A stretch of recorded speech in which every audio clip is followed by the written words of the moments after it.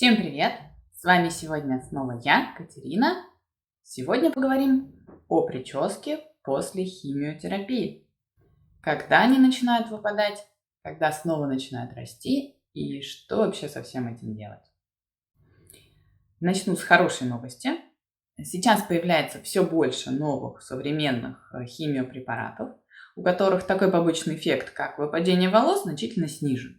А это значит, что есть все шансы остаться волосатыми на протяжении всего лечения. Это не миф, я сама лично убедилась в этом на собственном опыте, и первые свои 6 химиотерапий я проходила со своими волосами. Но нужно, конечно, понимать, что если вам предстоит сложное лечение, серьезная химия и трансплантация костного мозга, то волосы у вас выпадут со стопроцентной вероятностью. Этот факт нужно принять как данность, и только вам решать, как к этому относиться. Отсутствие пышной шевелюры, временное отсутствие, мне кажется, совершенно небольшая плата за то, ради чего, собственно, вы через все это собираетесь пройти. Вообще во всем процессе лечения от рака очень важен ваш внутренний настрой. То, как вы будете воспринимать, что с вами делают и что с вами происходит, и, соответственно, то, как вы будете на это реагировать, очень серьезно будет сказываться на вашем повседневном самочувствии, и вы это действительно заметите. Я еще не раз буду к этой теме возвращаться, так что помните, главное – это правильный настрой. Ну а сейчас про волосы. От химии волосы выпадают везде, не только на голове. И, как правило, это происходит примерно на 14-й день после химиотерапии. Ну, в некоторых случаях это может быть чуть пораньше.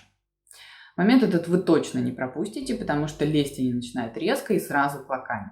В целом это совершенно не больно и угнетает именно психологически. Но у некоторых может слегка побаливать кожа головы накануне или уже в процессе.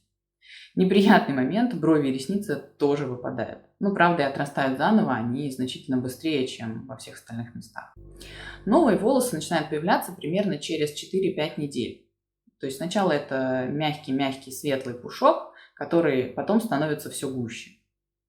До этого времени ходите себе спокойно гладенькие, как яичко, и забывайте про бритву, расческу, депиляцию и прочие радости современного прогресса. Пушок может поначалу вылезти на лице даже у девушек. Главное его не трогать и с ним ничего не делать, тогда он достаточно быстро сам сотрется.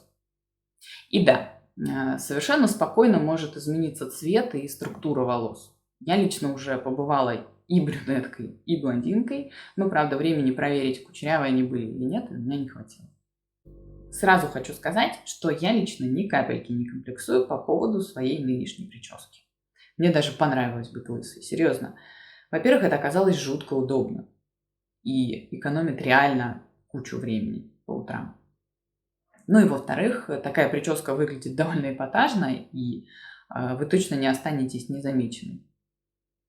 И уж тем более не вижу смысла переживать из-за отсутствия волос, когда вы находитесь в больнице. Там все такие же лысые коллеги по несчастью, все в теме, все прекрасно понимают, и уж тем более не будут смотреть на вас косо или осуждающе, если вы вдруг случайно выйдете из палаты без шапочки или без парика.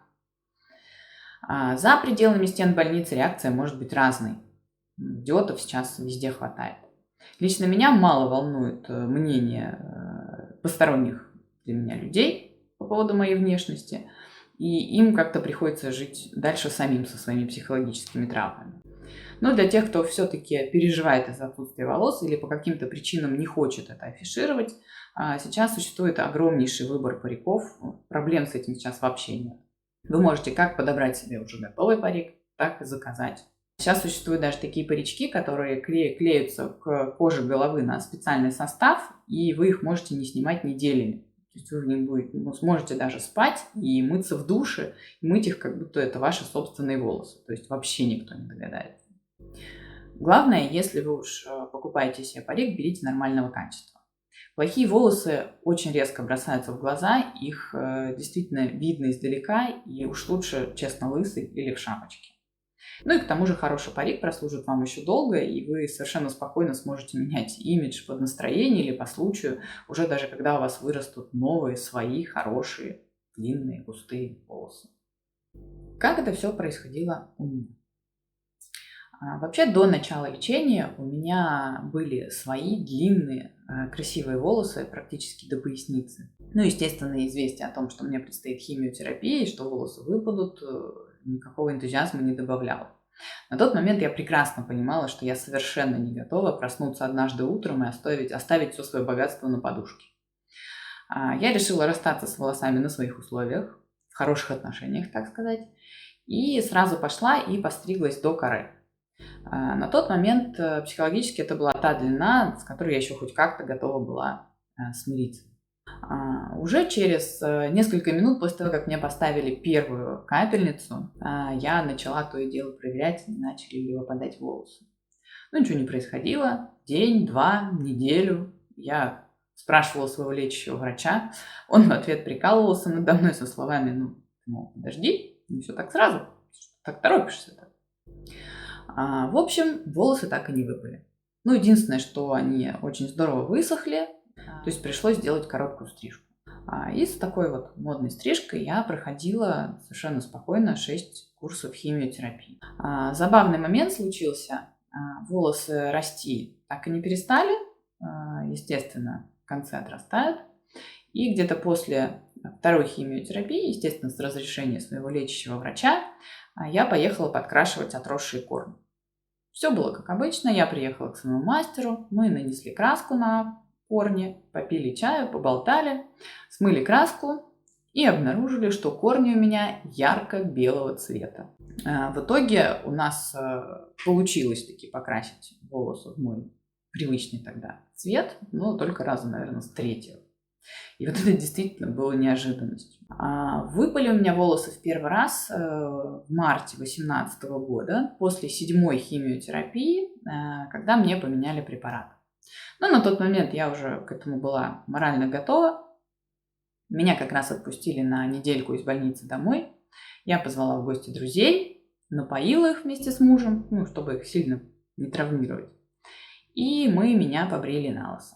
Немножечко еще развлеклись по дороге. Откровением тогда стало, что лысая голова реально мерзнет.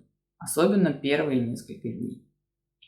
С тех пор я уже успела обрасти, снова облысеть. С последней химией у меня прошло примерно 3 месяца. И сейчас у меня уже пошли нормальные густые волосы. Первые несколько слоев пуха я честно искренне сбрила. Муж все-таки настаивает на то, чтобы я начала отращивать волосы.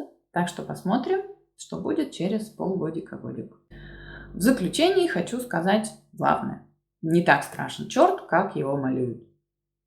И во всей этой ситуации с выпадением волос, на самом деле, сами мысли о том, что волосы выпадут, и ожидание этого момента, вот как раз оно нагоняет больше всего страху, сеет панику в душе и изводит. На деле это все оказывается вполне терпимо и достаточно легко решаемо, потому что брови можно нарисовать, ресницы приклеить, а прическу вообще можно менять хоть по нескольку раз на дню. Как говорится, было бы желание. Если это видео вам понравилось, ставьте лайк, подписывайтесь на мой канал и на мой инстаграм. Ссылочка есть в описании. Вопросы задавайте в комментариях, обязательно отвечу. А на этом пока все. Пока-пока. Увидимся.